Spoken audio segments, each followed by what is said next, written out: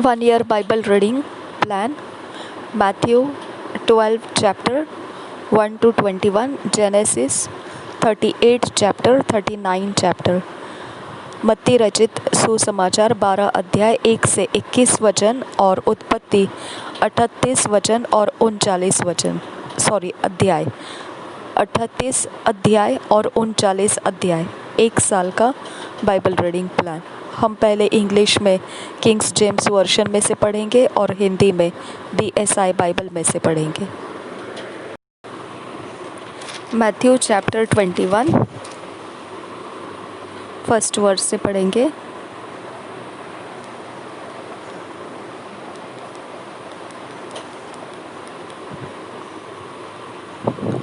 At that time Jesus went on the Sabbath day through the corn, and his disciples were an hungered, and began to pluck the ears of corn and to eat.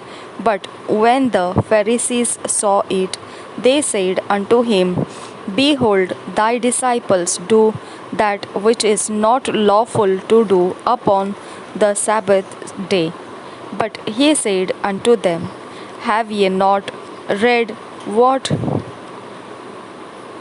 David did when he was an hungered, and they that were with him, how he entered into the house of God, and did eat the shewbread, which was not lawful for him to eat, neither for them which were with him, but only for the priests? Or have ye not read in the law how that on the Sabbath days the priests in the temple profane the Sabbath and are blameless? But I say unto you that in this place is one greater than the temple.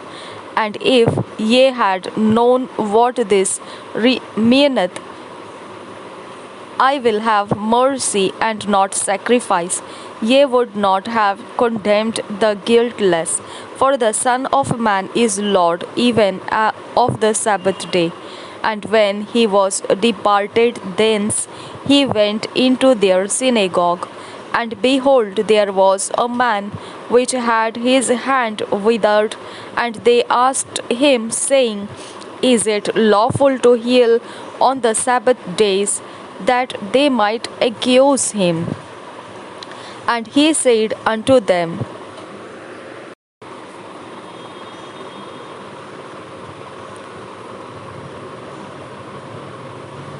And he was departed thence, he went into their synagogue, and behold, there was a man which had his hand withered, and they asked him, saying, Is it lawful to heal on the Sabbath days? That they might accuse him. And he said unto them, What man shall there be among you that shall have one sheep, and if it fall into a pit on the Sabbath day, will he not lay hold on it and lift it out? How much then is a man better than a sheep? Wherefore it is lawful to do well on the Sabbath days. Then saith he to the man, Stretch forth thine hand. And he stretched it forth, and it was restored whole, like as the other. Then the Pharisees went out and held a council against him, how they might destroy him. But when Jesus knew it, he withdrew himself from thence, and great multitude followed him. And he healed them all, and charged them that they should not make him known, that it might be fulfilled which was spoken by Esaias the prophet, saying, Behold, my servant, whom I have chosen, my beloved, in whom my soul is well pleased.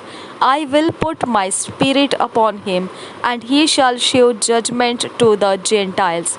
He shall not strive nor cry, neither shall any man hear his voice in the streets.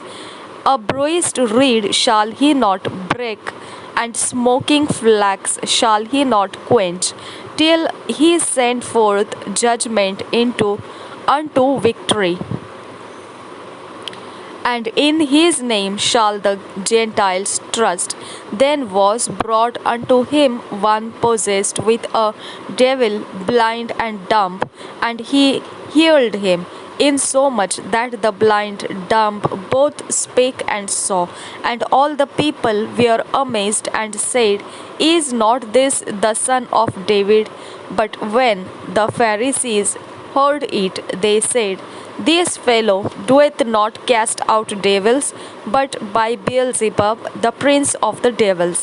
And Jesus knew their thoughts, and said unto them, Every kingdom divided against itself is brought to desolation, and every city or house divided against itself shall not stand. And if Satan cast out Satan, he is divided against himself. How shall then his kingdom stand? And if I by Beelzebub cast out devils, by whom do your children cast them out? Therefore they shall be your judges. But if I cast out devils by the Spirit of God, then the kingdom of God is come unto you. यहाँ पर सिर्फ हमको 21 तक पढ़ना था, मैंने 29 तक पढ़ा, हमको यहाँ तक ही पढ़ना था. And in his name shall the God and in his name shall the Gentiles trust. 21 तक, उसके आगे का हम कल पढ़ेंगे. मत्ती रचित सुसमाचार 12 अध्याय 1 से 21 वचन. शब्द का प्रभु. उस समय यीशु शब्द के दिन खेतों में से होकर जा रहा था, और उसके चेलों को भूख लगी, तो वे बालें तोड़ तोड़ कर खाने लगे. फरीसियों ने यह देखकर उससे कहा, देख, तेरे चेले वह काम कर रहे हैं जो शब्द के दिन करना उचित नहीं.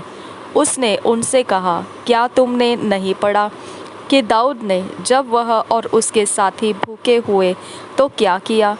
वह कैसे परमेश्वर के घर में गया और भेंट की रोटियां खाई, जिन्हें खाना न तो उसे और न उसके साथियों को, पर केवल याजकों को उचित था. यह क्या तुमने व्यवस्था में नहीं पढ़ा कि याजक सब्त के दिन मंदिर में सब्त के दिन की विधि को तोड़ने पर भी निर्दोष ठहरते हैं? पर मैं तुमसे कहता हूँ कि यहाँ वह है जो मंदिर से भी बड़ा है. यदि तुम इसका अर्थ जानते, मैं दया से प्रसन्न होता हूँ, बलिदान से नहीं, तो तुम निर्दोष को दोषी न ठहराते. मनुष्य का पुत्र तो सब्त के दिन का भी प्रभु है. सूखे हाथ वाले मनुष्य को चंगा करना. वहाँ से चलकर वह उनके आराधनालयों में आया. वहाँ एक मनुष्य था जिसका हाथ सूखा हुआ था. उन्होंने यीशु पर दोष लगाने के लिए उससे पूछा, क्या सब्त के दिन चंगा करना उचित है? उसने उनसे कहा, तुम में ऐसा कौन है जिसको एक ही भेड़ हो और वह सब्त के दिन गड्ढे में गिर जाए, तो वह उसे पकड़कर न निकाले? भला मनुष्य का मूल्य भेड़ से कितना बढ़कर है. इसलिए सब्त के दिन भलाई करना उचित है. तब उसने उस मनुष्य से कहा, अपना हाथ बढ़ा. उसने बढ़ाया और वह फिर दूसरे हाथ को की तरह अच्छा हो गया. तब फरीसियों ने बाहर आकर उसके विरोध में सम्मति की कि उसे किस प्रकार नष्ट करे. परमेश्वर का चुना हुआ सेवक. 15 वचन से आगे. यह जानकर यीशु वहाँ से चला गया, और बहुत लोग उसके पीछे हो लिए, और उसके सब को चंगा किया.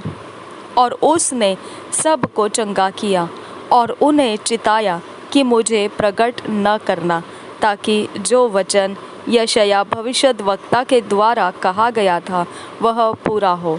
देखो, यह मेरा सेवक है जिसे मैंने चुना है, मेरा प्रिय, जिससे मेरा मन प्रसन्न है। मैं अपना आत्मा उस पर डालूंगा और वह अन्य जातियों को न्याय का समाचार देगा। वह न झगड़ा करेगा और न धूम मचाएगा और न बाजारों में कोई उसका शब्द सुनेगा। कुचले हुओं को वह कुचले हुए सरकंडे को न तोड़ेगा और धुआं देती हुई बत्ती को न बुझाएगा, जब तक वह न्याय को प्रबल न कराए और अन्य जातियां उसके नाम पर आशा रखेगी। जब लोग एक अंधे गूंगे और अन्य जातियां उसके नाम पर आशा रखेगी। 21 वचन तक पढ़ लिया मैंने और बाकी जो है वो कल के सेशन में आ जाएगा। उत्पत्ति genesis 38th chapter. Judah begetteth Onan and Shelah. Married Tamar, the trespass of Onan. Tamar deceiveth Judah. She beareth twins, Pharez and Zara. First verse से पढ़ेंगे। And it came to pass at that time that Judah went down from his brethren and turned into a certain Adullamite whose name was Hira. And Judah saw there a daughter of a certain Canaanite whose name was Shua. And he took her and went in unto her, and she conceived and bare a son, and he called his name Er. And she conceived again and bare a son, and she called his name Onan. And she yet again conceived and bare a son, and called his name Shelah. And he was at Jezib when she bare him. And Judah took a wife for Er his firstborn, whose name was Tamar. And Er, Judah's firstborn, was wicked in the sight of the Lord, and the Lord slew him.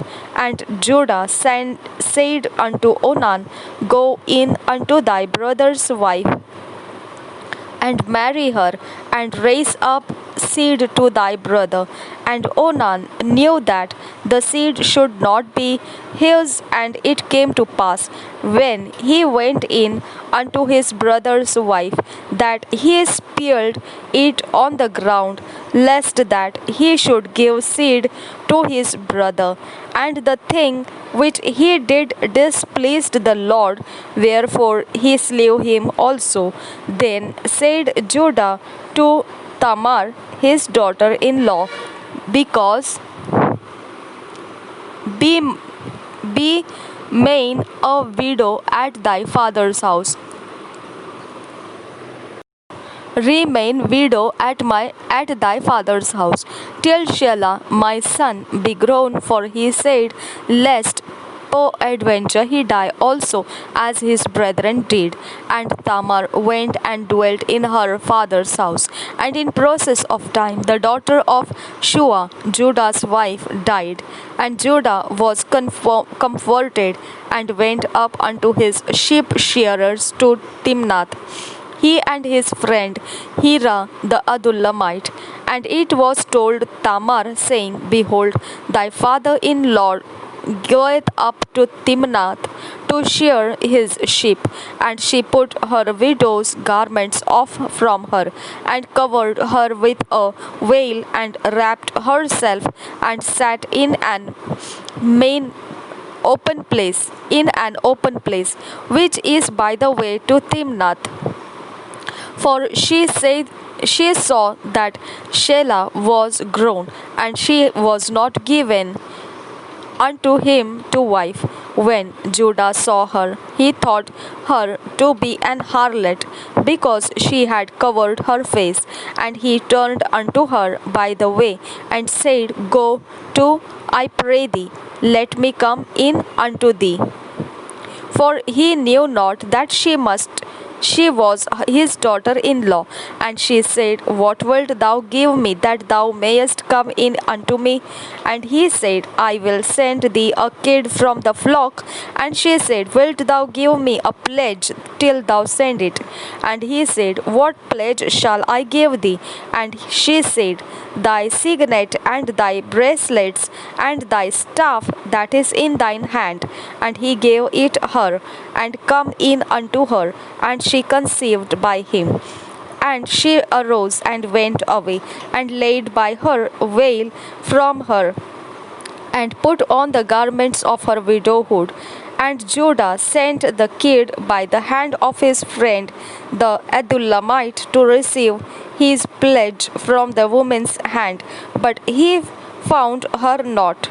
Then he asked the men of that place, saying, Where is the harlot that was openly by the wayside? And they said, There was no harlot in this place. And he returned to Judah and said, I cannot find her. And also the men of the place said that there was no harlot in this place. And Judah said, Let her take it to her, lest we be ashamed. Behold, I sent this kid, and thou hast not found her. And it came to pass about 3 months after that it was told Judah, saying, Tamar thy daughter in law hath played the harlot, and also behold, she is with child by whoredom. And Judah said, Bring her forth, and let her be burnt. When she was brought forth, she sent to her father in law, saying, By the man whose these are, am I with child? And she said, Discern, I pray thee, whose are these, the signet and bracelets and staff? And Judah acknowledged them and said, She hath been more righteous than I, because that I gave her not to Shelah my son, and he knew her again no more.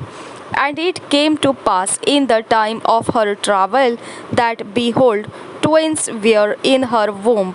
And it came to pass when she travailed that the one put out his hand, and the midwife took and bound upon his hand a scarlet thread, saying, This came out first. And it came to pass as he drew back his hand, that, behold, his brother came out, and she said, How hast thou broken forth this breach? He be upon thee. Therefore his name was called Pharez. And afterward came out his brother that had the scarlet thread upon his hand, and his name was called Zara. Chapter 39. Joseph, advanced in Potiphar's house, resisteth his mistress' temptation. He is falsely accused and cast into prison. God is with him there. First verse say, And Joseph was brought down to Egypt, and Potiphar, an officer of Pharaoh, captain of the guard, an Egyptian, bought him of the hands of the Ishmaelites, which had brought him down thither.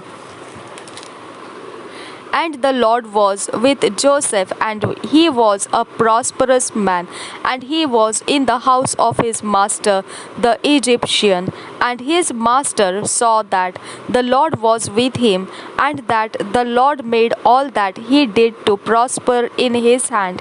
And Joseph found grace in his sight, and he served him, and he made him overseer over his house, and all that he had he put into his hand. And it came to pass from the time that he had made him overseer in his house and over all that he had, that the Lord blessed the Egyptian's house for Joseph's sake, and the blessing of the Lord was upon all that he had in the house and in the field. And he left all that he had in Joseph's hand, and he knew not aught he had, save the bread which he did eat. And Joseph was a goodly person, and well favored. And it came to pass after these things, that his master's wife cast her eyes upon Joseph, and she said, Lie with me. But he refused, and said unto his master's wife, Behold, my master wotteth not what is with me in the house, and he hath committed all that he hath to my hand. There is none greater in this house than I. Neither hath he kept back anything from me but thee, because thou art his wife. How then can I do this great wickedness and sin against God? And it came to pass, as she spake to Joseph day by day, that he hearkened not unto her to lie by her, or to be with her. And it came to pass about this time, that Joseph went into the house to do his business, and there was none of the men of the house there within. And she caught him by his garment, saying, Lie with me. And he left his garment in her hand, and fled, and got him out. And it came to pass, when she saw that he had left his garment in her hand, and was fled forth, that she called unto the men of her house, and spake unto them, saying, See, he hath brought in an Hebrew unto us to mock us. He came in unto me to lie with me, and I cried with a loud voice.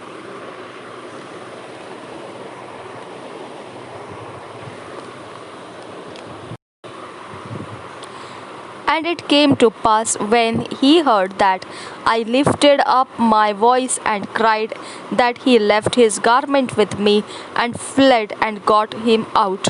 And she laid up his garment by her until his Lord came home. And she spake unto him according to these words, saying, The Hebrew servant which thou hast brought unto us came in unto me to mock me. And it came to pass, as I lifted up my voice and cried, that he left his garment with me and fled out.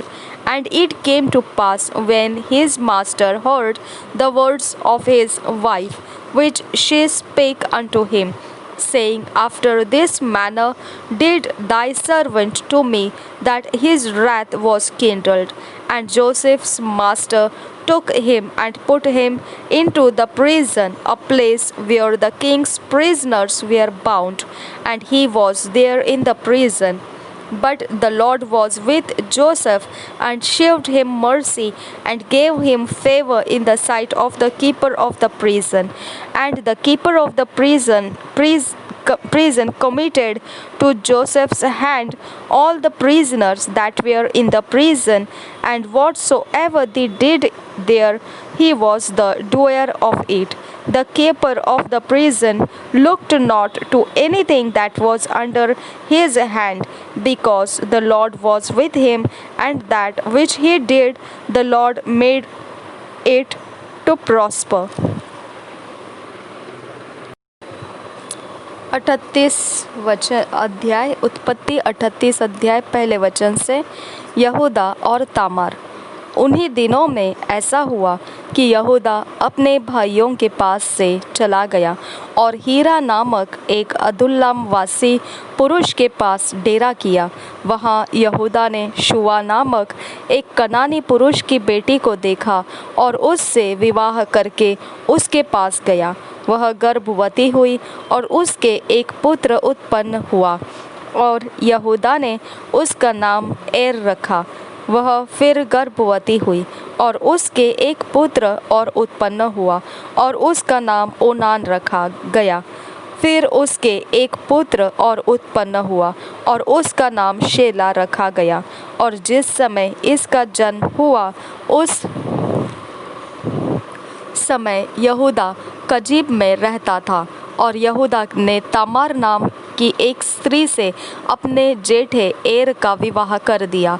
परंतु यहूदा का वह जेठा एर यहोवा के लेखे में दुष्ट था, इसलिए यहोवा ने उसको मार डाला। तब यहूदा ने ओनान से कहा, अपनी भौजाई के पास जा और उसके साथ देवर का धर्म पूरा करके अपने भाई के लिए संतान उत्पन्न कर। ओनान जानता था कि संतान मेरी न ठहरेगी, इसलिए ऐसा हुआ कि जब वह अपनी भौजाई के पास गया तब उसने भूमि पर वीर्य गिराकर नाश किया, जिससे ऐसा न हो कि उसके भाई के नाम से वंश चले। यह काम जो उसने किया उससे यहोवा अप्रसन्न हुआ और उसने उसको भी मार डाला। तब यहूदा ने इस डर के मारे कि कहीं ऐसा न हो कि अपने भाइयों के समान शेला भी मरे, अपनी बहू तामार से कहा, जब तक मेरा पुत्र शेला सयाना न हो जाए तब तक अपने पिता के घर में विधवा ही बैठी रहे।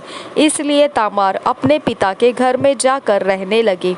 बहुत समय के बीतने पर यहूदा की पत्नी जो शुआ की बेटी थी वह मर गई।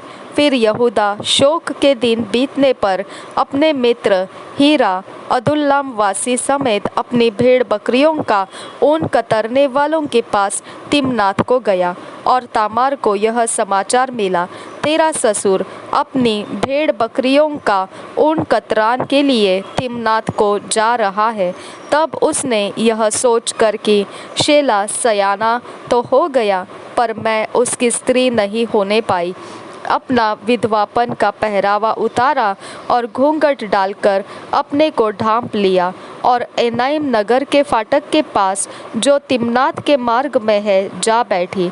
जब यहूदा ने उसको देखा उसने उसको वेश्या समझा, क्योंकि वह अपना मुंह ढांपे हुए थी। वह मार्ग से उसकी ओर फिरा और उससे कहने लगा, मुझे अपने पास आने दे, क्योंकि उसे यह मालूम न था कि वह उसकी बहू है। उसने कहा, यदि मैं तुझे अपने पास आने दूं तो तू मुझे क्या देगा? उसने कहा, मैं अपनी बकरियों में से बकरी का एक बच्चा तेरे पास भेज दूंगा। तब उसने कहा, भला उसके भेजने तक क्या तू हमारे पास कुछ रेहन रख जाएगा? उसने पूछा, मैं तेरे पास क्या रेहन रख जाऊं? उसने कहा, अपनी मोहर और बाजूबंद और अपने हाथ की छड़ी। तब उसने उसको वे वस्तुएं दे दी और उसके पास गया और वह उससे गर्भवती हुई। तब वह उठकर चली गई और अपना घूंघट उतार के अपना विधवापन का पहरावा फिर पहन लिया। तब यहूदा ने बकरी का एक बच्चा अपने मित्र उस अदुल्लाम वासी के हाथ भेज दिया कि वह रहन रखी हुई वस्तुएं उस स्त्री के हाथ से छुड़ा ले आए, पर वह स्त्री उसको न मिली। तब उसने वहाँ के लोगों से पूछा, यह देवदासी जो एनाइम में मार्ग की ओर एक और बैठी थी कहाँ है? उन्होंने कहा, यहाँ तो कोई देवदासी न थी। इसलिए उसने यहूदा के पास लौट के कहा, मुझे वह नहीं मिली। और उस स्थान के लोगों ने कहा, यहाँ तो कोई देवदासी न थी। तब यहूदा ने कहा, अच्छा, वह बंधक उसी के पास रहने दे, नहीं तो हम लोग तुच्छ गिने जाएंगे। देख, मैंने बकरी का यह बच्चा भेज दिया था, पर वह तुझे नहीं मिली। लगभग 3 महीने के बाद यहूदा को यह समाचार मिला, तेरी बहू तामार ने व्यभिचार किया है, वरन वह व्यभिचार से गर्भवती भी हो गई है। तब यहूदा ने कहा, उसको बाहर ले आओ कि वह जलाई जाए। जब उसे बाहर निकाला जा रहा था तब उसने अपने ससुर के पास यह कहला भेजा, जिस पुरुष की ये वस्तुएं हैं उसी से मैं गर्भवती हूँ। फिर उसने यह भी कहलाया, पहचान तो सही कि यह मुहर और बाजूबंद और छड़ी किसकी है? यहूदा ने उन्हें पहचान कर कहा, वह तो मुझसे कम दोषी है, क्योंकि मैंने उसका अपने पुत्र शेला से विवाह न किया और उसने उससे फिर कभी प्रसंग न किया। जब उसके जनने का समय आया तब यह जान पड़ा कि उसके गर्भ में जुड़वे बच्चे हैं, और जब वह जनने लगी तब एक बालक का हाथ बाहर आया, और धाई ने लाल सूत लेकर उसके हाथ में यह कहते हुए बांध दिया, पहले यह उत्पन्न हुआ। जब उसने हाथ समेट लिया तब उसका भाई उत्पन्न हो गया। तब उस धाई ने कहा, तू क्यों बरबस निकल आया है? इसलिए उसका नाम पेरेस रखा गया। पीछे उसका भाई जिसके हाथ में लाल सूत बंधा था उत्पन्न हुआ, और उसका नाम जेरह रखा गया। 39 अध्याय। यूसुफ और पोतीपर की पत्नी। पहले वचन से, जब यूसुफ मिस्र में पहुंचाया गया तब पोतीपर नामक एक मिस्री ने, जो फिरौन का हकीम और अंगरक्षकों का प्रधान था, उसको इश्माएलियों के हाथ से जो उसे वहां ले गए थे मोल लिया। यूसुफ अपने मिस्री स्वामी के घर में रहता था और यहोवा उसके संग था, इसलिए वह भाग्यवान पुरुष हो गया। और यूसुफ के स्वामी ने देखा कि यहोवा उसके संग रहता है और जो काम वह करता है उसको यहोवा उसके हाथ से सफल कर देता है। तब उसकी अनुग्रह की दृष्टि उस पर हुई और वह उसकी सेवा टहल करने के लिए नियुक्त किया गया। फिर उसने उसको अपने घर का अधिकारी बना के अपना सब कुछ उसके हाथ में सौंप दिया। जब से उसने उसको अपने घर का और अपनी सारी संपत्ति का अधिकारी बनाया, तब से यहोवा यूसुफ के कारण उस मिस्री के घर पर आशीष देने लगा, और क्या घर में क्या मैदान में उसका जो कुछ था सब पर यहोवा की आशीष होने लगी। इसलिए उसने अपना सब कुछ यूसुफ के हाथ में यहाँ तक छोड़ दिया कि अपने खाने की रोटी को छोड़ वह अपनी संपत्ति का हाल कुछ न जानता था। यूसुफ सुंदर और रूपवान था। इन बातों के पश्चात ऐसा हुआ कि उसके स्वामी की पत्नी ने यूसुफ की ओर आंख लगाई और कहा, मेरे साथ सो। पर उसने अस्वीकार करते हुए अपने स्वामी की पत्नी से कहा, सुन, जो कुछ इस घर में है मेरे हाथ में है, उसे मेरा स्वामी कुछ नहीं जानता, और उसने अपना सब कुछ मेरे हाथ में सौंप दिया है। इस घर में मुझसे बड़ा कोई नहीं, और उसने तुझे छोड़ जो उसकी पत्नी है मुझसे कुछ नहीं छोड़ा। इसलिए भला मैं ऐसी बड़ी दुष्टता करके परमेश्वर का अपराधी क्यों बनूं? और ऐसा हुआ कि वह प्रतिदिन यूसुफ से बातें करती रही, पर उसने उसकी न मानी कि उसके पास लेटे या उसके संग रहे।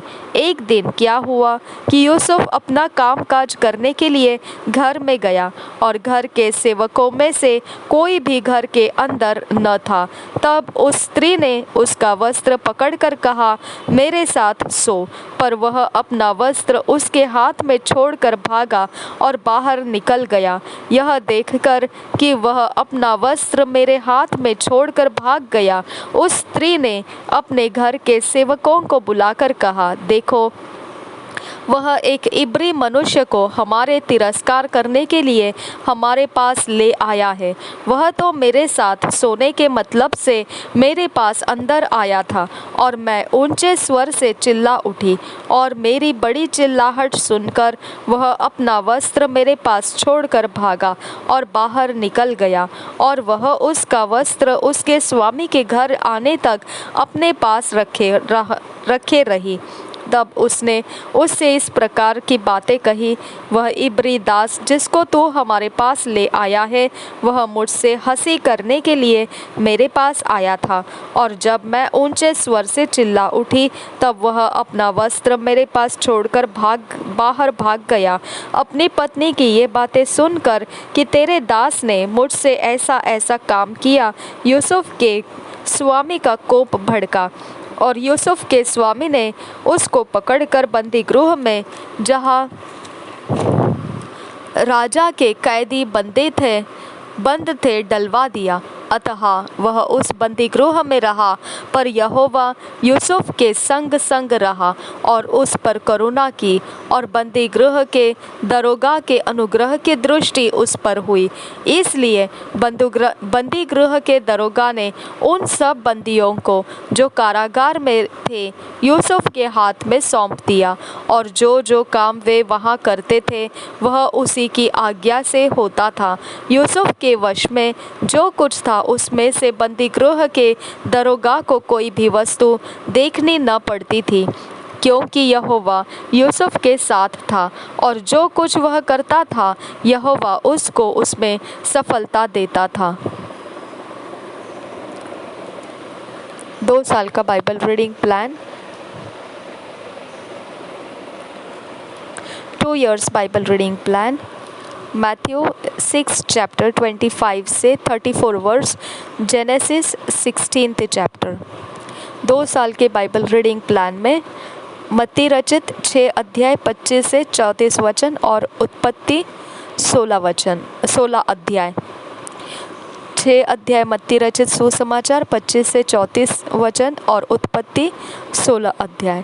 हम 2 साल का Bible reading plan, 2 years Bible reading plan अपने पर्सनल व्यक्तिगत जीवन में मनन करने के लिए, स्टडी करने के लिए हम इस्तेमाल कर रहे हैं। इन वचनों को हम व्यक्तिगत समय में पढ़ेंगे और उसके अंदर से अभ्यास करेंगे वचन का, और अलग अलग प्रकार से वो वचन की शिक्षा देने वाले हर तरीके से हम उसके अंदर से जो भी महत्वपूर्ण परमेश्वर हमें बताना चाहता है, हमारे लाइफ को बदलना चाहता है, हमें सुधारना चाहता है, या उन वचनों के अंदर से जहाँ कहीं पर भी हमारे दिशाओं को वो बदलना चाहता है, जो कुछ भी परमेश्वर इन वचनों के अंदर से हमारे ज़िंदगी में करना चाहे वो हम करने देंगे और हम उसे स्वीकारेंगे।